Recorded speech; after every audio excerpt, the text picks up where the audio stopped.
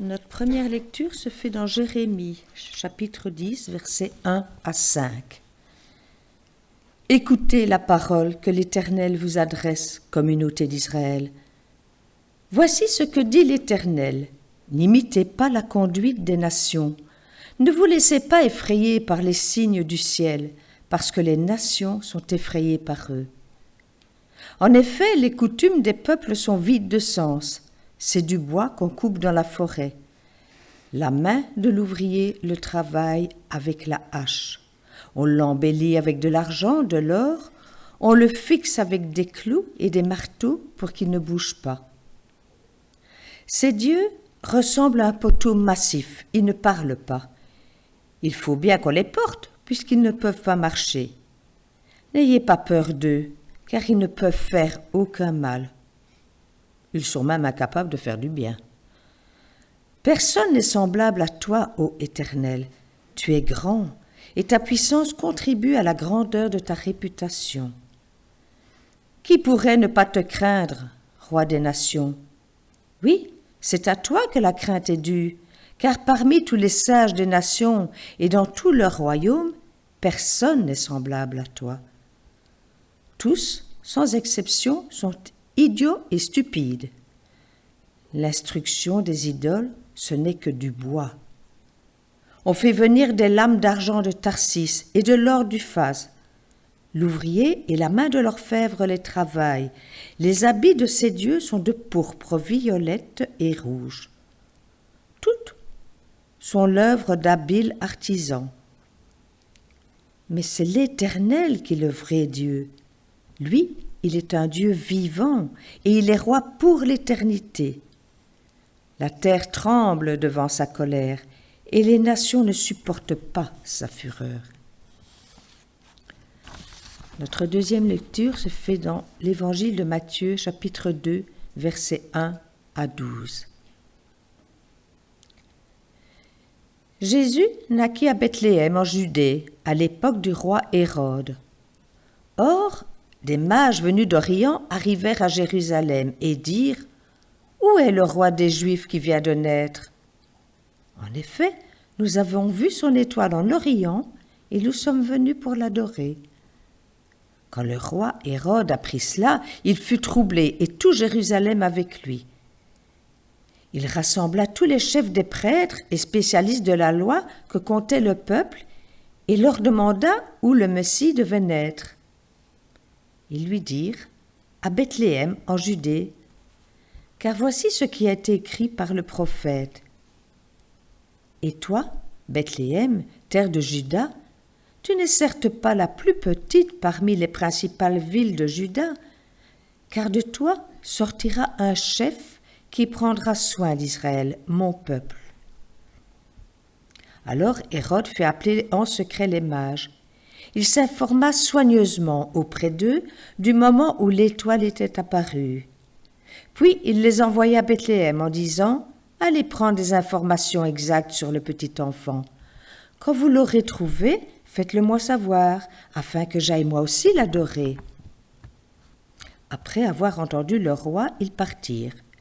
L'étoile qu'ils avaient vue en Orient allait devant eux, jusqu'au moment où, arrivée au-dessus de l'endroit où était le petit enfant, elle s'arrêta. Quand ils aperçurent l'étoile, ils furent remplis d'une très grande joie. Ils entrèrent dans la maison, virent le petit enfant avec Marie, sa mère, se prosternèrent et l'adorèrent. Ensuite, ils ouvrirent leur trésor et lui offrirent en cadeau de l'or, de l'encens et de la myrrhe. Puis, avertis dans un rêve de ne pas retourner vers Hérode, ils regagnèrent leur pays par un autre chemin. Amen.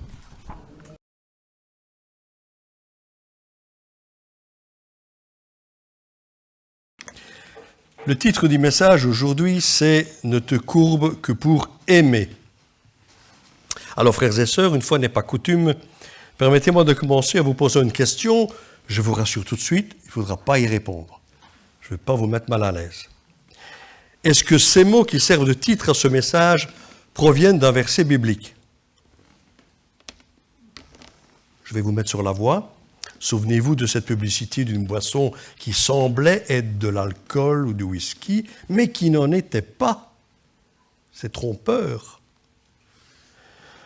Elle a tellement marqué les esprits qu'elle en fait encore partie aujourd'hui.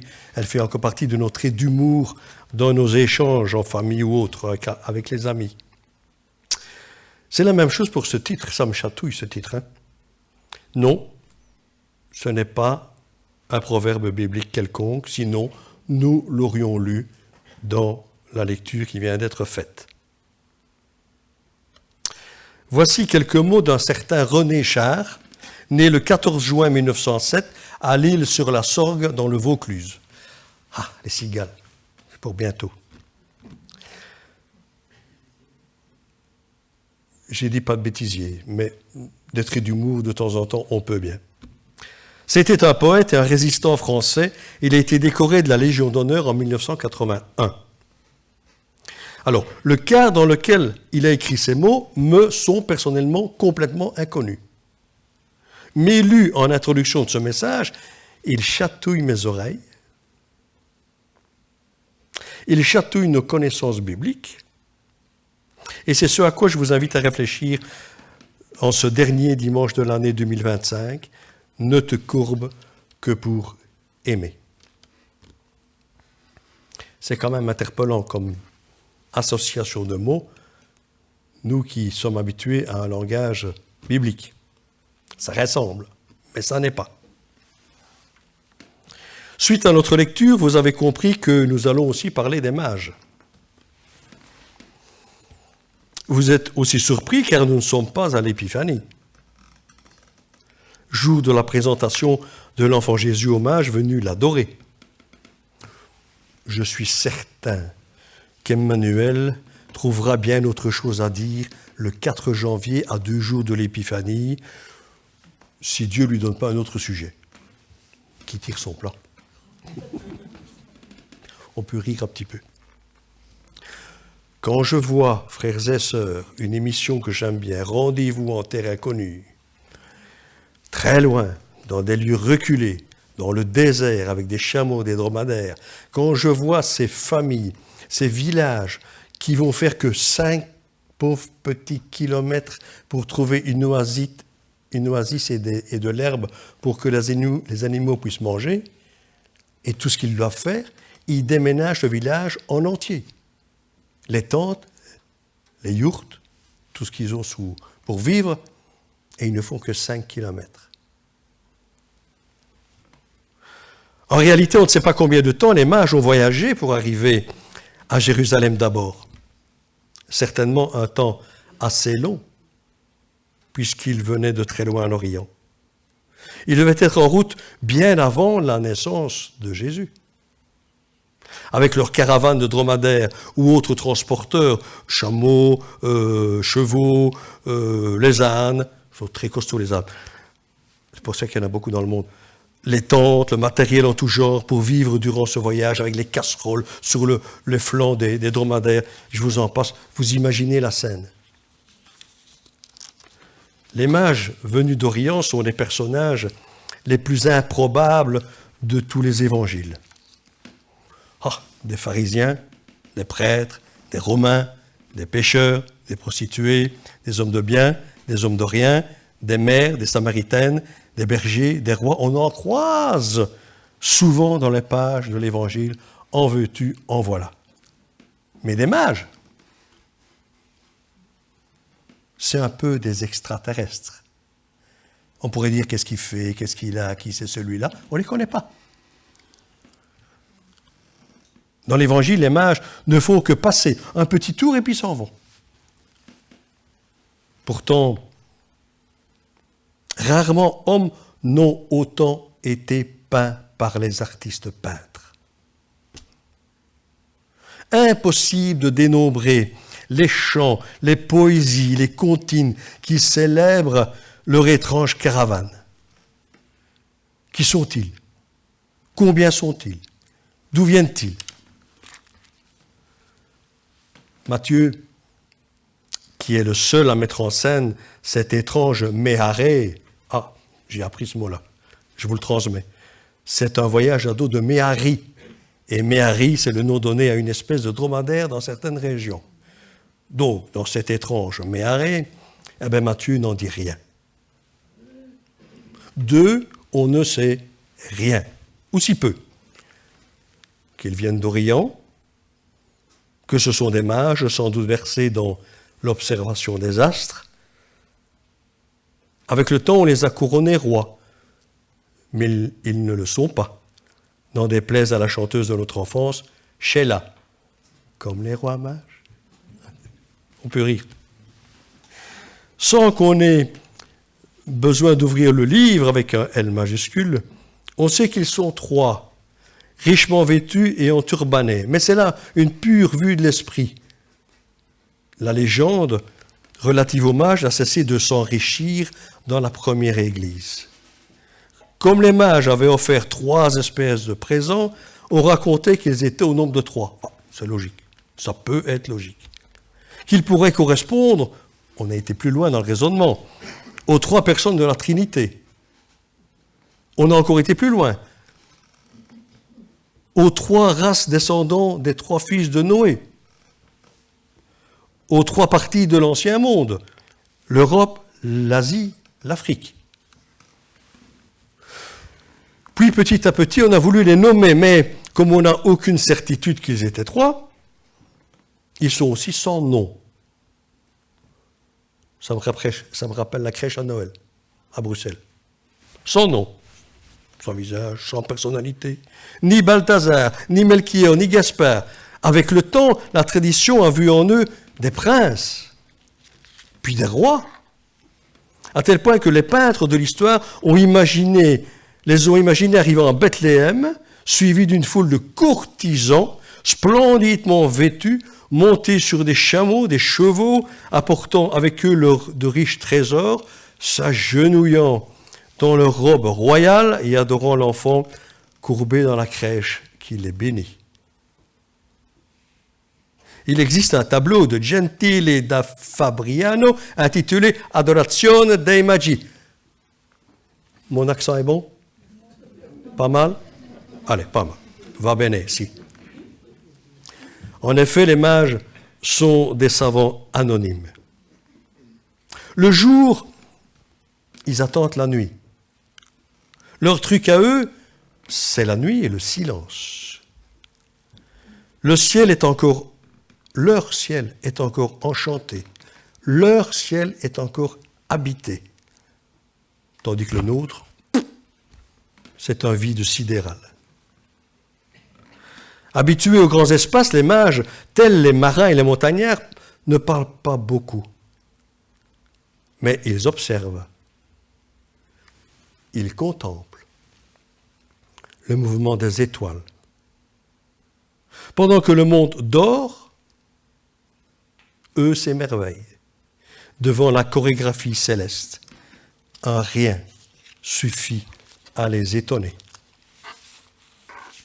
La somme de leur savoir est sans doute infinie, comme l'univers qu'ils scrutent. Mais devant ce firmament sans fin, ils mesurent leur taille et l'infirmité de leur connaissance. Le ciel, les cieux, par leur immensité, sont souvent compris comme la demeure des dieux, le repère des dieux.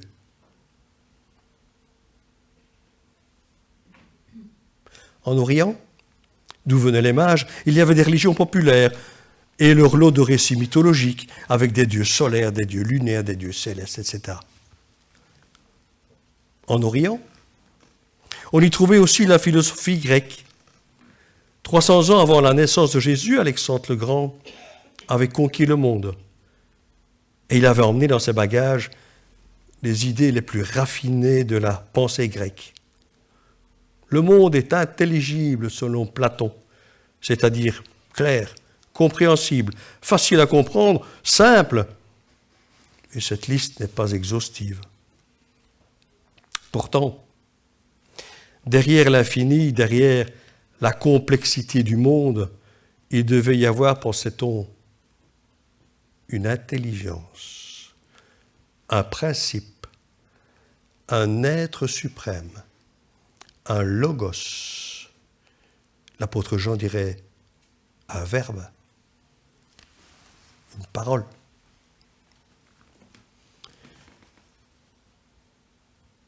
Peut-être est-ce tout cela qui peuple l'esprit des mages. Ce qui est sûr, c'est que longtemps l'homme a cherché Dieu dans les supernovas, des étoiles filantes, des trous noirs, les galaxies, la Voie lactée, même au-delà. Les mages, comme tous les scientifiques de haut niveau, se reconnaissent à leur humilité. La seule chose dont ils sont sûrs, c'est qu'ils ne savent pas grand-chose. Alors ils sont curieux et en rien les émerveille. Comme cet astre, jusque-là inconnu, et qui suffit à les mettre en mouvement, tels les derviches tourneurs pour la préparation du voyage, leur périple suit la chorégraphie d'une étoile, plus brillante que les autres et qui n'avait jamais été observée avant. Oh, bien sûr, l'épopée des mages, c'est quelques pages dans la Bible, ça n'a pas l'épaisseur de l'Odyssée, mais la destination de leur cheminement sera la plus inattendue qui soit.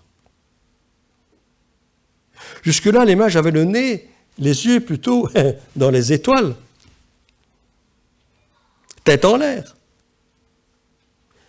Mais c'est ici un grand paradoxe. L'astre qu'ils suivent leur fera soudain détourner leur regard du ciel vers la terre. Fascinés par l'attraction céleste, les voilà saisis par l'attraction terrestre. Lorsque l'étoile s'arrêtera au-dessus d'une dépendance d'un hôtel, genre étable, où est né l'enfant, ils y entrèrent, se prosternèrent, écrit la Théobée, traduction œcuménique de la Bible. La Bible de la Pléiade, la bien nommée, car Pléiade est un nom de constellation, je vous le rappelle, quant à elle rend bien mieux le langage du corps de ces mages. Ils tombèrent prosternés devant lui. Voilà, en effet, l'effet de l'attraction terrestre. Les mages tombent comme s'ils s'étaient entravés, comme s'ils avaient les jambes coupées. Ils tombent d'étonnement, ils tombent d'émerveillement. Les mages, jusque-là rompus au mystère céleste, sont renversés par le côté inouï de cet enfant. Dieu, le Logos, celui-là même qu'ils cherchaient dans les luminaires et les astéroïdes, s'est fait chair. Les mages se prennent les pieds dans le tapis de leurs évidences et de leurs croyances. Ils trébuchent, ils s'agenouillent, ils s'inclinent, ils se courbent devant cet enfant que l'on chantera bientôt dans nos cantiques comme étant l'astre d'en haut. Et si Jésus sera chanté comme l'astre d'en haut, c'est que sa vie, sa personne a pris le relais de l'étoile d'Orient que suivaient les mages. Désormais, c'est Jésus qui nous guide jusqu'à Dieu, jusqu'à l'autre.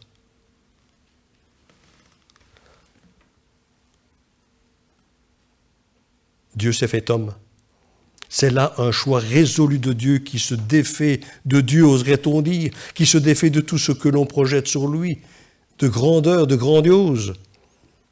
En tout cas, l'incarnation de Dieu dit une élection. Avec audace, Dieu choisit l'homme. En se faisant homme, Dieu affirme croire en l'aventure humaine. Y croyez-vous encore? Si les mages se mettent à genoux à terre, c'est parce qu'ils sont pris de vertige. Ce n'est pas parce qu'ils sont pris de vertige devant la grandeur de ce Dieu, mais parce qu'ils sont sidérés par la toute-puissance de ce Dieu qui a l'audace de se faire tout petit et de se livrer entre nos mains.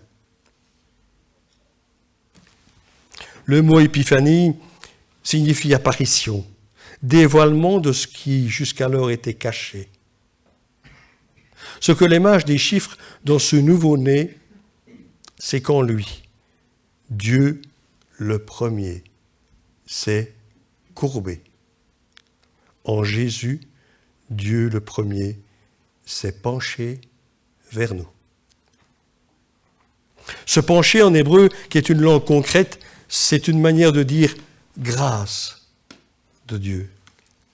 Et lorsque nous disons que Dieu est le Dieu de la grâce, c'est pour nous parfois tellement connu que c'est un patois de Canaan. Mais ce patois devient audible, compréhensible, lorsqu'on le comprend en disant Dieu, le Dieu de la grâce, n'est autre que celui qui un jour s'est penché vers l'humain. Le premier qui a pris le pli, c'est Dieu lui-même. Ne te courbe que pour aimer, écrivait un jour le poète René Char.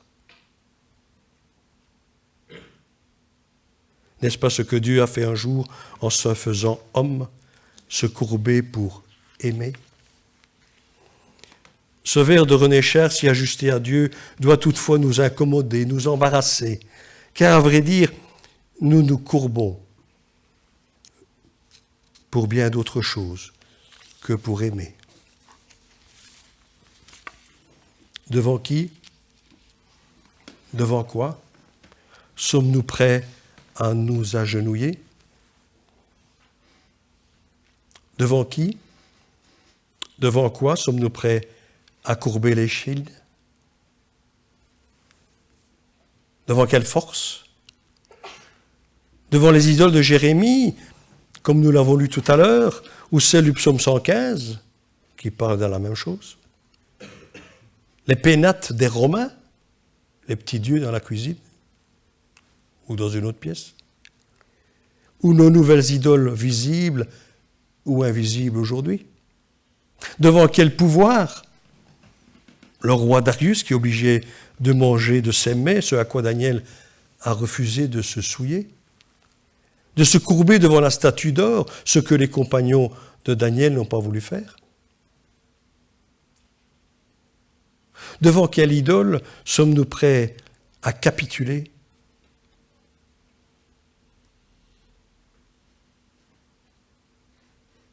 Les mages venus d'Orient n'avaient Dieu que pour le ciel et le firmament.